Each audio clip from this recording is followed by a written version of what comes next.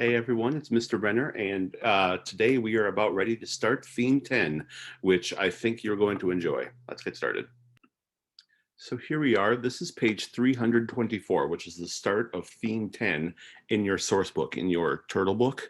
And looking at these pictures, I see a family, or actually two kids, washing dogs, and it says looks like they're charging money for it. So if you want your dog washed, you would go to them, you give them some money, and they'll wash your dog.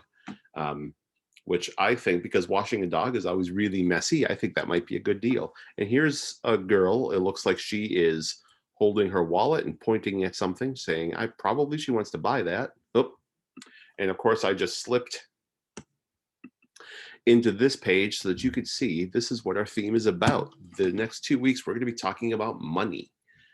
Money is incredibly important. I'm sure that you already know this. What are the things that you do with money and how do we get money? It's all of those things that we're going to be talking about.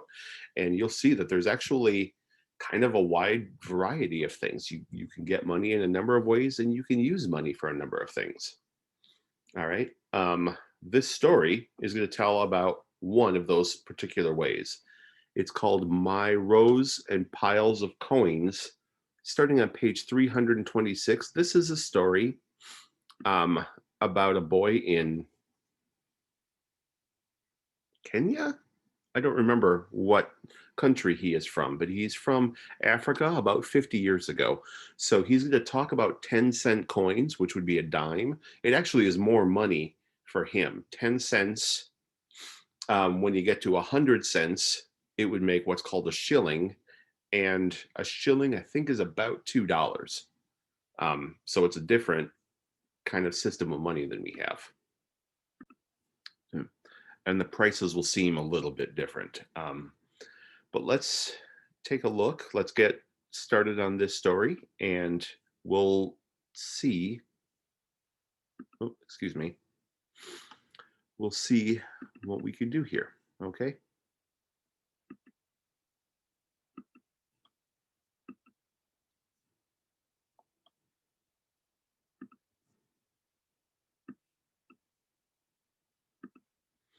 My Rows and Piles of Coins by Tolowa M. Molel. After a good day at the market, my mother Jejo gave me 5 whole 10-cent coins. I gaped at the money until Jejo nudged me. Saruni, what are you waiting for? Go buy something. I plunged into the market. I saw roasted peanuts, chapati, rice cakes, and sambusa. There were wooden toy trucks, kites, slingshots, and marbles. My heart beat excitedly. I wanted to buy everything, but I clutched my coins tight in my pocket. At the edge of the market, I stopped. In a neat, sparkling row stood several big, new bicycles. One of them was decorated all over with red and blue. That's the one I would buy. For some time now, Murete, my father, had been teaching me to ride his big, heavy bicycle. If only I had one of my own. A gruff voice startled behind me. What are you looking for, little boy? I turned and bumped into a tall, skinny man who laughed at me. Embarrassed, I ran back to Jejo. That night, I dropped 5 10-cent coins into my secret money box. It held other 10-cent coins Jejo had given me for helping with market work on Saturday. By the dim light of a lantern, I feasted my eyes on the money, and I couldn't believe it was all mine. I emptied the box, arranged all the coins in piles, put the piles in rows, then counted them up and thought about the bicycle I wanted to buy. Every day after school, when I wasn't helping Yayo prepare supper, I asked Morete if I could ride his bicycle. He held the bicycle steady while I rode around, my toes barely touching the pedals. Wherever Morete let go, I wobbled, fell off, or crashed into things among the coffee trees. Other children from the neighborhood had a good laugh watching me. Go on, laugh, I thought, sore but determined. Soon I would be like a cheetah on wheels, racing on errands with my very own bicycle. Saturday after Saturday, we took goods to market, piled high on Yayo's head and on squeaky old wooden wheelbarrow.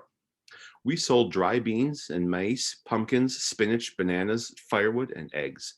My money box grew heavier. So, how is he getting his money?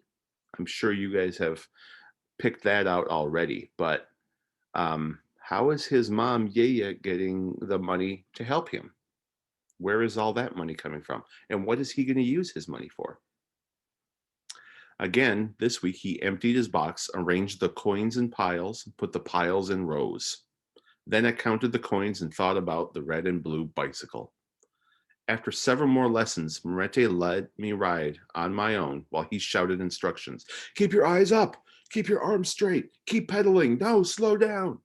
I enjoyed the breeze on my face, the pedals turning smooth under my feet, and most of all, Yayo's proud smile as she watched me ride. How surprised she would be to see my new bike, and how grateful she would be when I used it to help her on market days.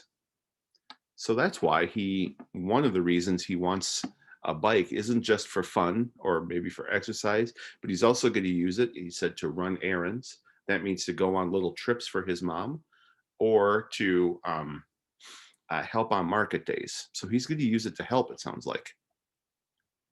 Heavy March rains came. The ground became so muddy, nobody went to market. Instead, I helped Yayo with house chores. When it wasn't raining, I helped Marete on the coffee farm. We pruned the coffee trees and put fallen leaves and twigs around the coffee stems. Whenever I could, I practiced riding Marete's bicycle. I don't know if you guys know this, but I think coffee grows on like a big bush. So sometimes you have to take some of the leaves off and then they put it around on the bottom of the, like on the ground around the coffee tree. It stopped raining in June. Not long after, school closed. Our harvest, fresh maize and peas, sweet potatoes, vegetables, and fruit, was so big we went to market on Saturday and Wednesday. My money box grew heavier and heavier. I emptied the box, arranged the coins in piles, and the piles in rows. Then I counted the coins and thought about the bicycle I would buy. This little poem kind of gives you a hint about the things that he wants to do with his money. I emptied the box, arranged the coins in piles and the piles in rows. Then I counted the coins and thought about the bicycle I would buy.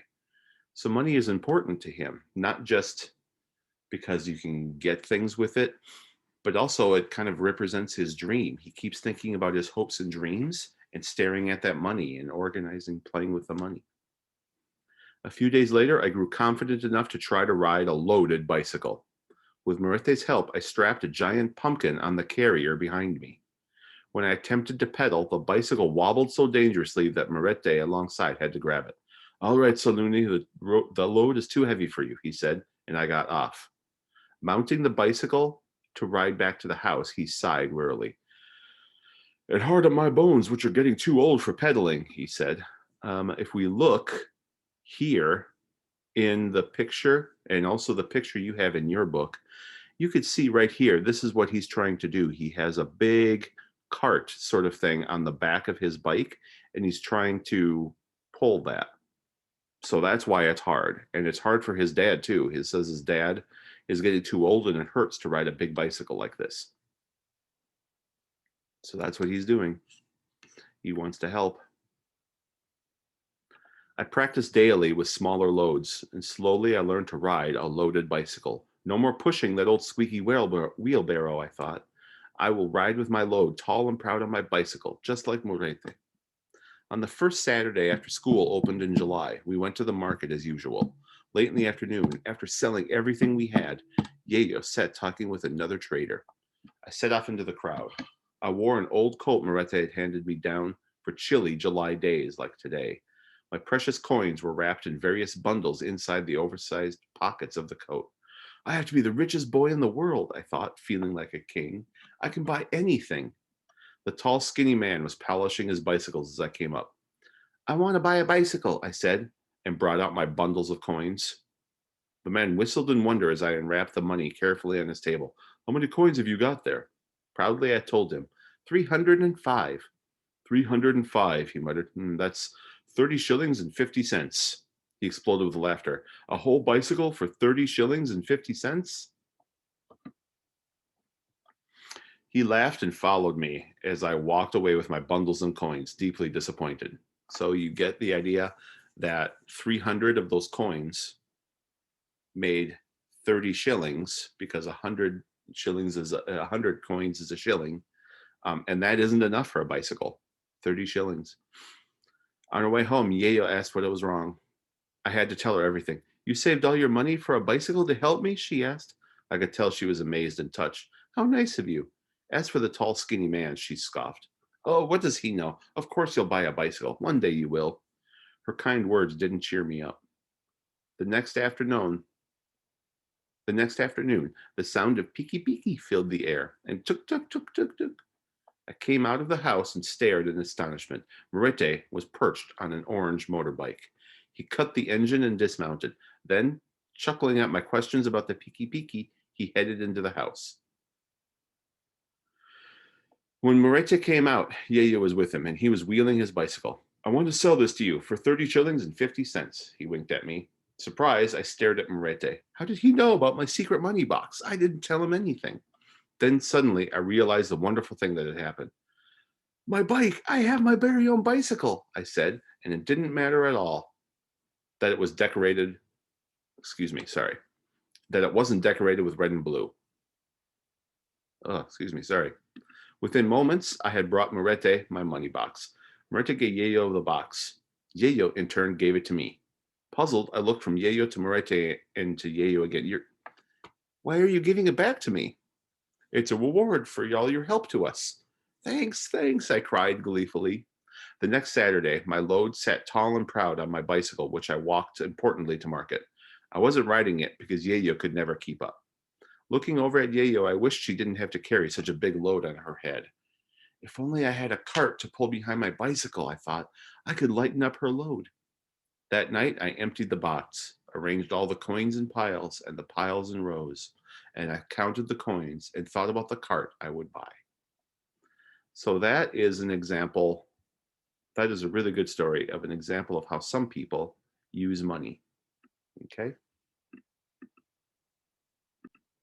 So think for a second, what was happening in that story with some of the money? Is the author was trying to explain how important things were in his life, and the things that were important in his life was helping his family and figuring out a way to get things to and from market and helping out.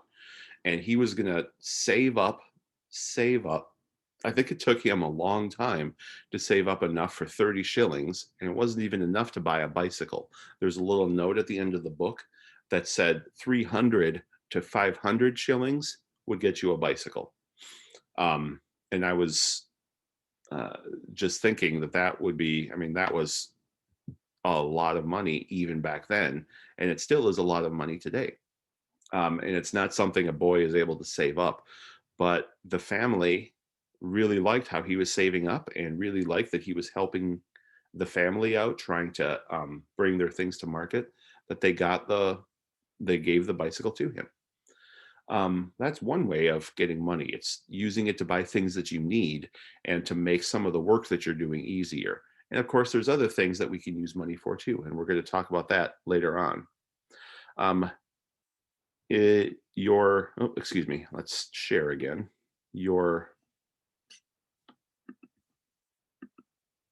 Here is your workbook packet today, my rows and piles of coins, your packet work, not workbook.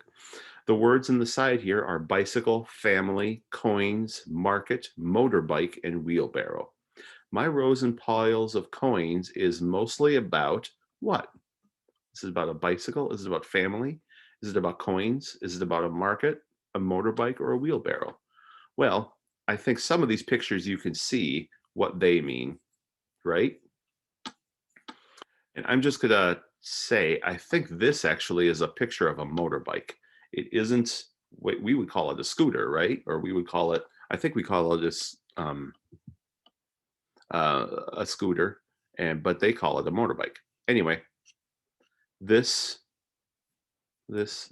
and this.